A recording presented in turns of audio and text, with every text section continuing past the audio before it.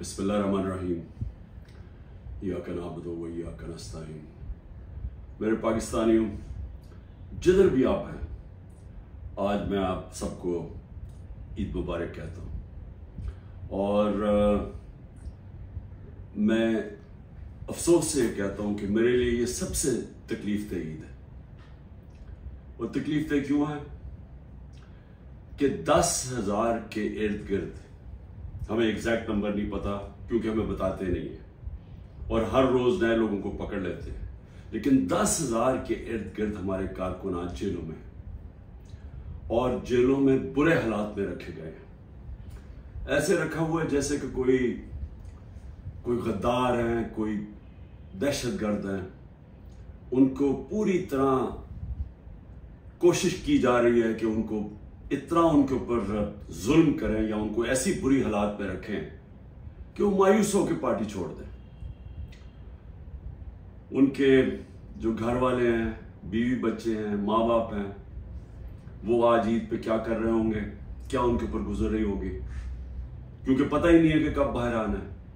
एक बेल से होती है, बाहर निकलते हैं, पुलिस पकड़ के फिर से ले जाती है उनको जेल में, कोई और उनके ऊपर केस बना देती है।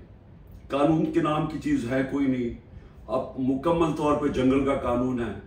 जो ताकतवर है वो जो मर्जी चाहे वो करे, वो चाहे सुप्रीम कोर्ट के फैसले सुने या ना सुने, अदालतों के जज की बात माने या ना माने, कोई फर्क नहीं उनको पड़ता, क्योंकि इस वक्त जिसके पास ताकत है वो जो मर्जी चाहे कर सकता है। तो इसलिए उनके घरों में क्या गुजर रही होगी, ये मेरे जो 10,000 के इर्द गिर्द जो कारकुन इस वक्त जेल में है, मैं इसलिए ये ईद तकलीफ में गुजार रहा हूँ। उसके अलावा हमारे पॉलिटिकल लीडर्स हैं, मैं आज उनको ईद मुबारक भी कहता हूँ, सलाम भी करता हूँ, क्योंकि उनको सिर्फ इसलिए जेलों में रखा हुआ है और उनके ऊपर हर किस्म का प्रेशर डाल रहे हैं कि बस वो एक लफ्ज एक जुमला कह दें कि जी मैं तहरीक इंसाफ छोड़ रहा हूं, फिर सब कुछ माफ हो जाता है।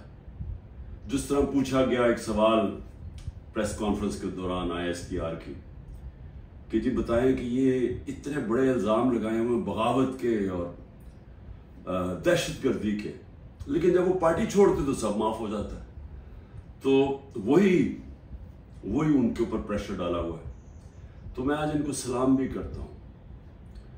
हमारे खास तौर पे जो ख्वातीन, अभी तक 50 ख्वातीन सिर्फ लाहौर के जेल में, जिसमें डॉक्टर यास्मीन और आलिया हमजा, इनको मैं ख़ास तौर पे खराज तहसीन पेश करता हूँ। इनके अलावा भी जो और औरतें हैं, लेकिन इनके ऊपर पूरा जोर लगाया गया है कि ये पार्टी छोड़ दें या ये अप्रूवर बन जाए। अप्रूवर बनने का मतलब कि जी इमरान खान ने हमें कहा था कि वहाँ जाके जलाओ घराव करो, तो इसलिए अगर वो ये कह दें तो इनको फिर जेल से निकाल दिया जाएगा।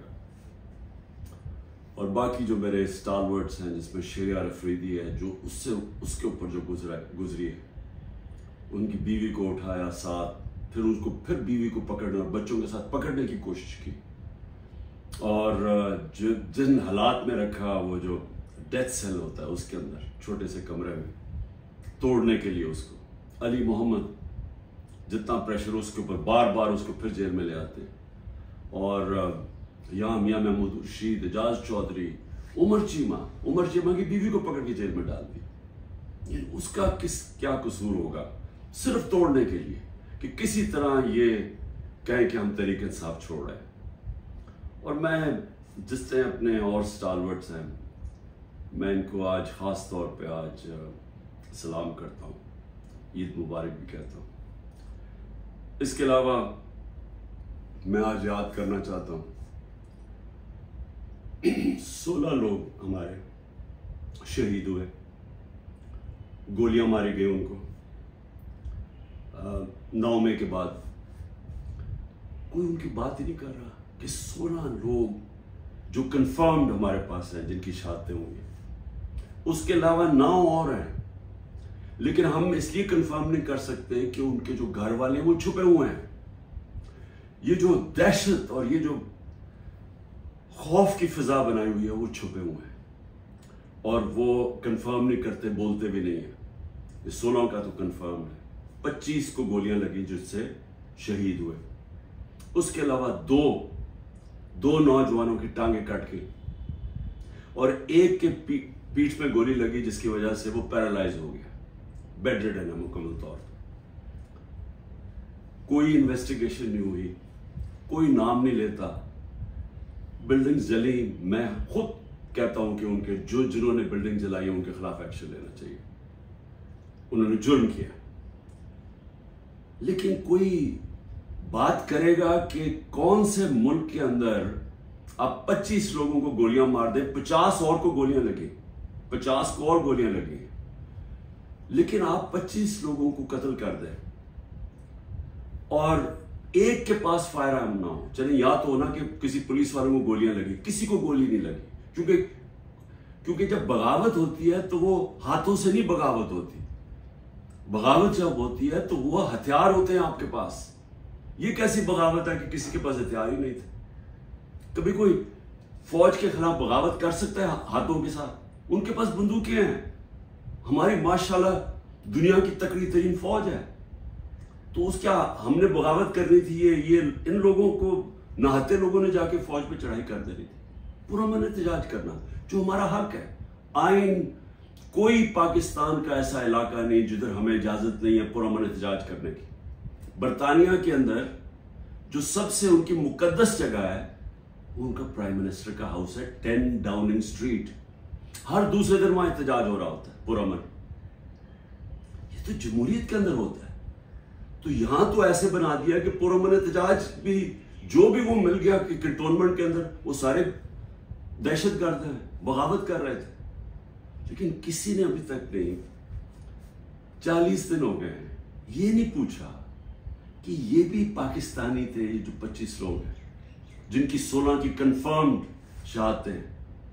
कोई पूछा नहीं। जो बेचारे 2 लोगों की जिंदगियां जाया हो गई, उनकी टांगें चली गई, एक जो पैरालाइज हो गया, बिस्तर में हो गया, किसी ने नहीं पूछा कि इनका कसूर क्या था।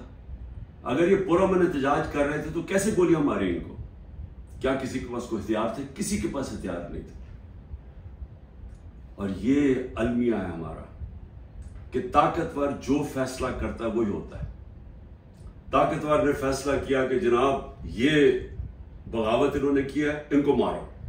किसी ने नहीं पूछा कि एक मुहज़्ज़म माशरे में क्या दूसरे को भी वक्त मिलता है अपनी सफाई पेश करने का?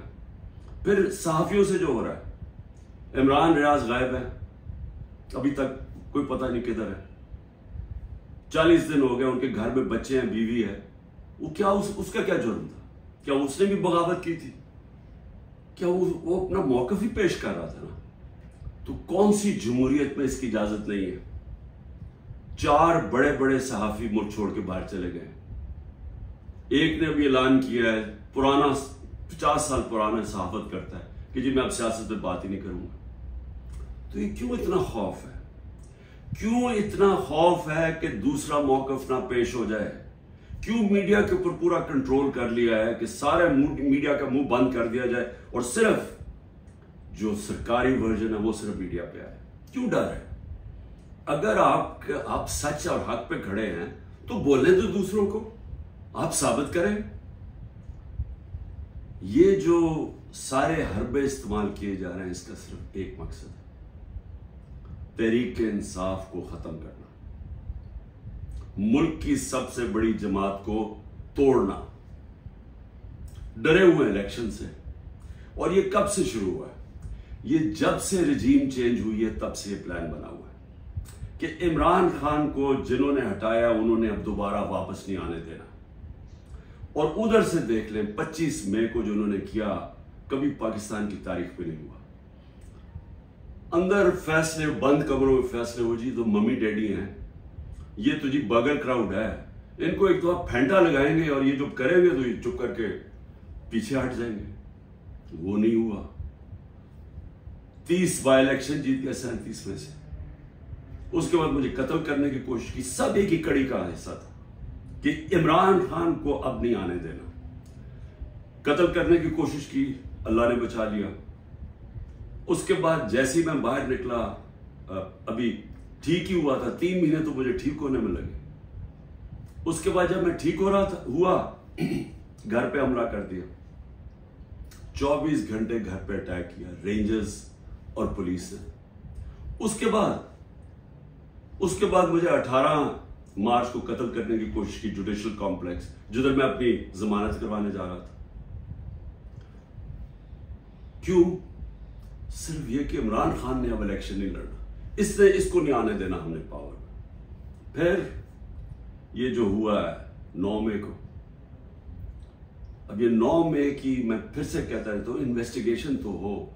मैं ये कहता हूं कि चले मिलिट्री कोर्ट्स कर दे, चले इमरान खान को आप ये इन अदालतों में नहीं, मिलिट्री कोर्ट्स में गए, लेकिन उस मिलिट्री कोर्ट के अंदर मुझे मौका मिले, टेलीवाइज हो, सबको पता चले, मुझे अपना मौकफ पेश करने का वक्त दिया जाए।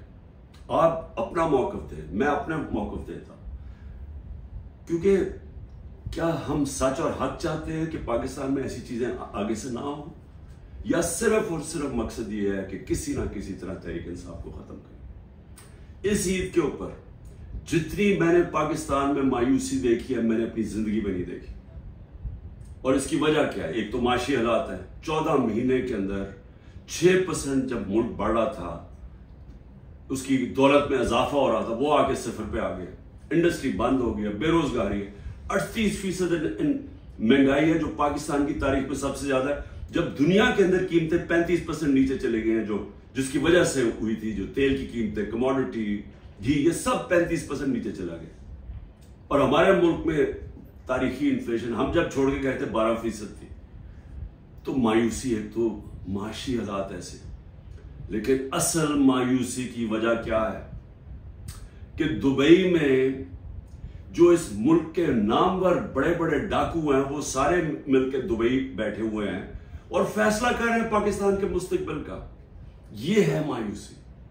ये वो लोग हैं जिन्होंने 25 साल एक दूसरे की करप्शन कौम को बताई। ये 90 की दिहाई में 2 दफा करप्शन में गवर्नमेंट्स गई और एस्टेब्लिशमेंट ने इनको गिरवाया, क्योंकि इनकी ये करप्शन कर रहे थे। इनकी करप्शन के चर्चे पहली दफा है, सारे माल पता चला। फिर ये हुदैबा पेपर मिल के अंदर आया कि शरीफ खानदान कैसा पैसे मुल्क से बाहर निकाल रहे थे, दोनों मुल्क से पैसा चोरी करके बाहर लगा रहे थे, ये इल्जाम थे इन पे। उनको हटाया, जनरल मुशर्रफ आए, उन्होंने इनकी करप्शन बताई दुनिया को कि इन्होंने कैसे मुल्क को लूटा, और फिर एनआरओ दे दिया। 10 साल फिर लूटा इन्होंने। अब वो लोग आज बैठ के, जो मुझे लोगों ने वोट दी थी, इनसे तंग आके वो आज मुल्क के मुस्तकबिल का फैसला कर रहे हैं। ये है मायूसी। ये ही मुल्क की एस्टेब्लिशमेंट ने इनकी चोरियां बताई हैं।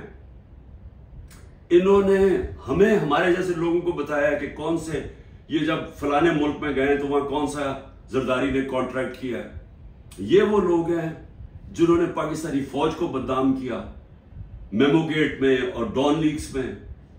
ये वो लोग हैं जिनकी अरबों डॉलर बाहर पड़े हुए हैं।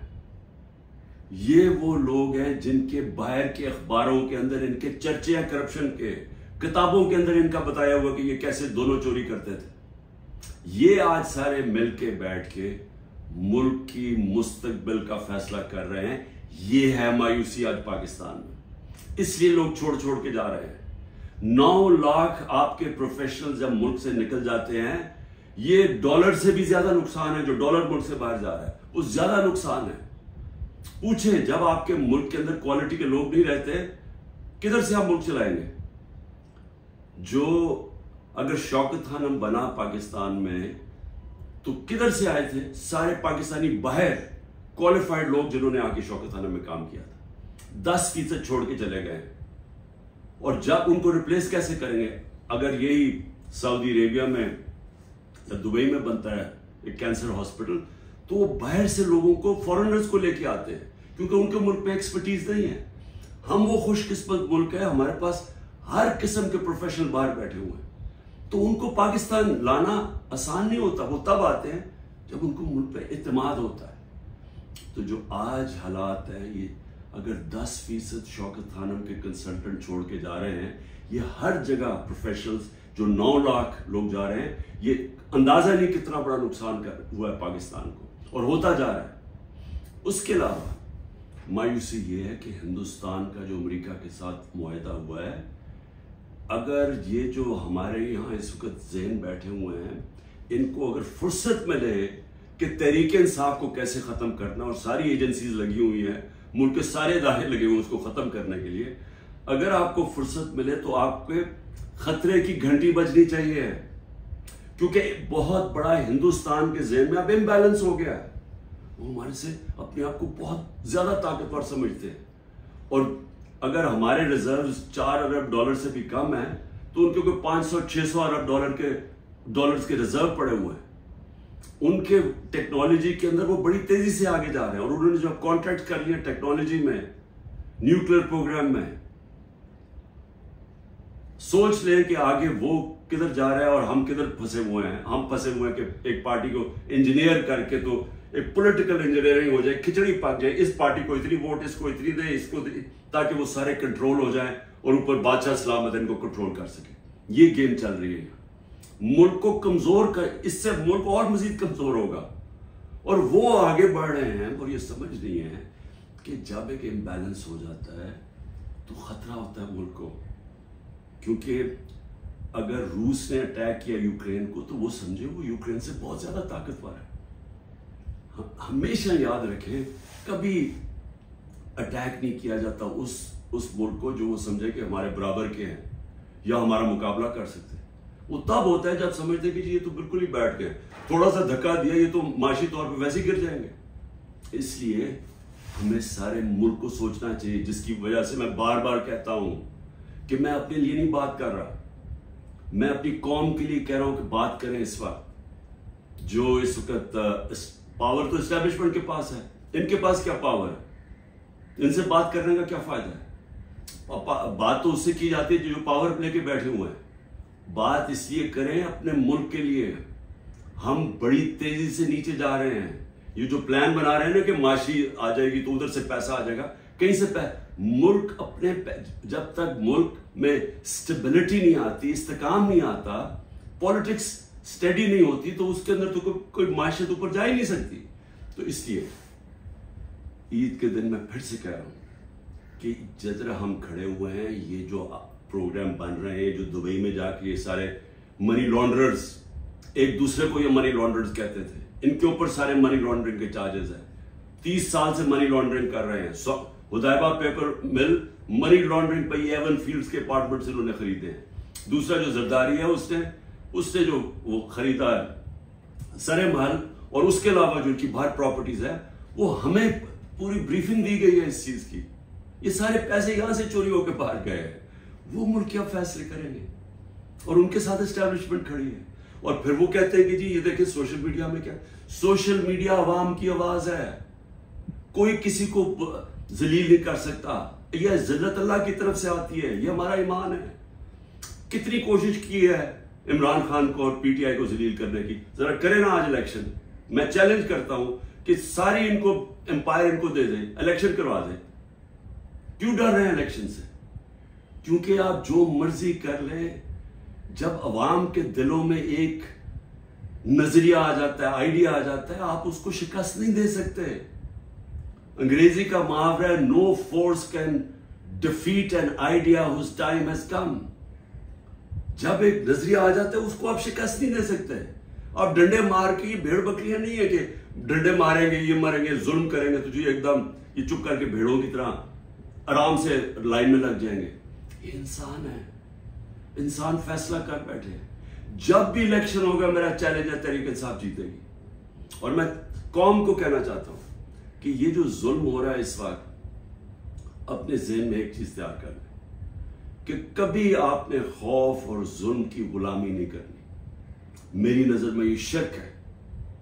मैं हर कुर्बानी के लिए तैयार हूं। मैं कभी तस्लीम नहीं करूंगा ये जो पूरी खिचड़ी पक रही है और हमें समझ रहे हैं कि ये खौफ दिला के, जेल में डाल के, या ये जो मेरे घर वालों के ऊपर, बीवी के ऊपर, बहनों के ऊपर, रिश्तेदारों के ऊपर जो कर रहे हैं, अगर इनका ख्याल है कि इसकी वजह से मैं पीछे हट जाऊंगा या हाथ खड़े कर दूंगा, इस गलत, क्योंकि मैं इसको शिर्क समझता हूं। ला इलाहा इल्लल्लाह का मतलब अल्लाह ने हमें इंसान की गुलामी से आजाद किया है। अल्लाह ने हमें अपने ज़मीर के मुताबिक कहा कि स्टैंड लो, तो हमें कभी ये तस्लीम नहीं करूंगा। और मैं कौम को भी कहता हूं, आपने कभी ये जो कोशिश हो रही है कि सारों को डरा धमका के सब डर जाएं और हम ये जो खिचड़ी वाला सेटअप लेके आ रहे हैं हमें कंट्रोल करने के लिए, मीडिया को सबको कंट्रोल करने के लिए, जो मुंह खोले उसको पकड़े जेल में डाल दो या वो वी को डाला पहुंच जाए घर में और इससे हम चुप करके बैठ जाएंगे। मैं अपनी कौम को कहना चाहता हूं, आपको भी, मैं भी तैयार हूं हर कुर्बानी के लिए, आपको भी तैयार होना चाहिए अगर आप इस मुल्क के मुस्तकबिल को रोशन देखना चाहते हैं। गुलामों की कोई जिंदगी नहीं है, मेरी नजर में गुलामी से बेहतर मौत है। पाकिस्तान जिंदाबाद।